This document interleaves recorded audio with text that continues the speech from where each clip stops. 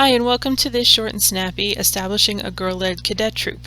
My name is Joey White and I am the Chief Operating Officer here at the Girl Scouts of Nassau County. Thank you so much for joining us today.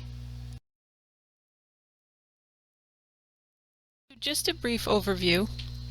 This short and snappy is about 7 minutes long, and through this video we hope you'll learn what is girl-led and why it's important, how to create a girl-led atmosphere, and examples of troop government at the cadet level. So we can't talk about girl-led without talking about the Girl Scout leadership experience. This requires that Girl Scouts activities allow girls to discover themselves, connect with others, and take action to make the world a better place. There are 3 processes that are part of this, and girl-led is one of them. Girls of every age take an active and age-appropriate role. All levels of Girl Scouting is girl-led, and at the cadet level it's very important that the girls take ownership of their troop. From planning to budgeting, they should be leading and choosing all they do. You as the leader are there to guide and support. So why does girl-led matter? Girls get to control all aspects of their experience. They take ownership, and they start to build leadership skills. They also develop empowerment and decision-making skills that they may not have had before or are even allowed to do in other settings. And they learn by doing, which is part of the Girl Scout leadership experience. And we know that when girls can take ownership of their program and do the things that they want to do, that they come back year after year. So what does girl-led look like in a practical setting like a meeting? You want to challenge the girls when you can, so ask yourself, is this something they can do on their own? Can I sit back and watch and just see how they interact and face the challenge? And let them make mistakes. If you see something's about to go wrong, just let it happen and then see how they process that mistake. As you can see from the diagram, as you're at the cadet level, you as the adult actually have less of a role than the girls do. This is the chance for them to plan, decide what they want to do for the year, how they want to spend their cookie proceeds, places they'd like to travel, and community service they'd like to be a part of. So the GSRI, or Girl Scout Research Institute, has surveyed the cadet level girls, and 40% of the girls don't feel they had an active role in decisions, and this caused them to leave Girl Scouting. They said if they were in charge, that they would include everyone, and everyone would be able to participate equally.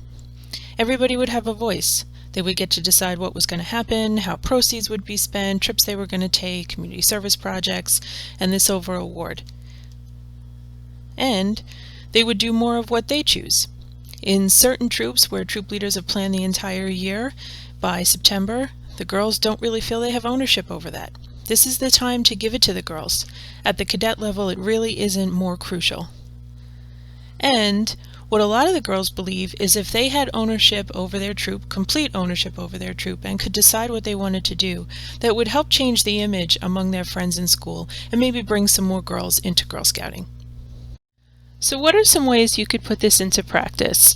When you talk about choosing activities, give the girls the resources and then let them go.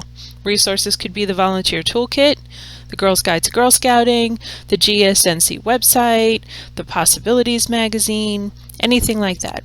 Let them do their own research. Let them identify the topics that matter to them. They may all decide that they're really interested in environment and cleaning up beaches or something like that. So let them come to that conclusion and decide on what's important. And at your troop meetings, let them choose their roles. Let them create the agenda. Maybe they want to open up with a promise, then they want to do a game, maybe then they'll roll into their activity. Let them map that out. They can decide on what type of troop government they would like to have, or they don't need to have it, but it is an option for them that we'll talk about in a bit.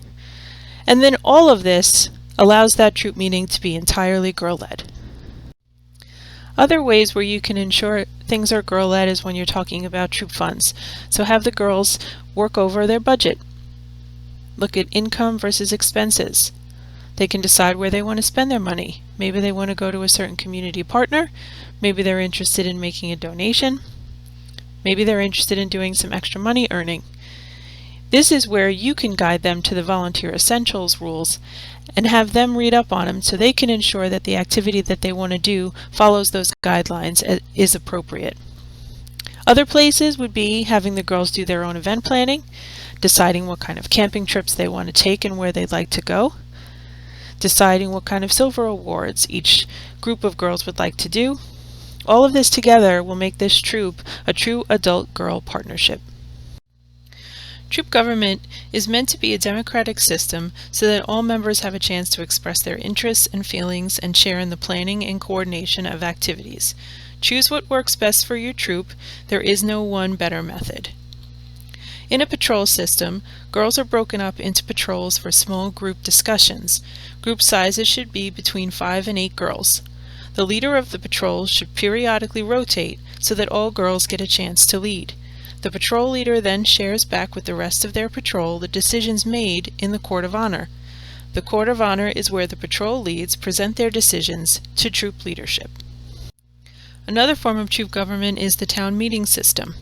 Girls discuss and make decisions as an entire troop.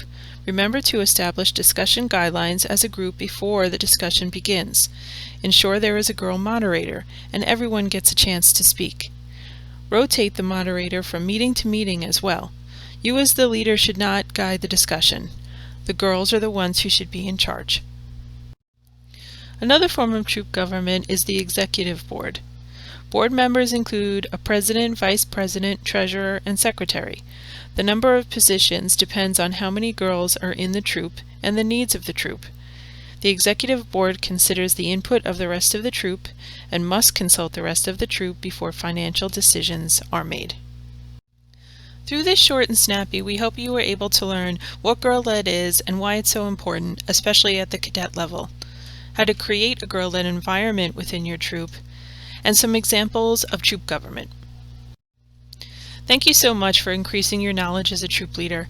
If you'd like us to create a short and snappy that you don't see in our library, please email us at training@gsnc.org.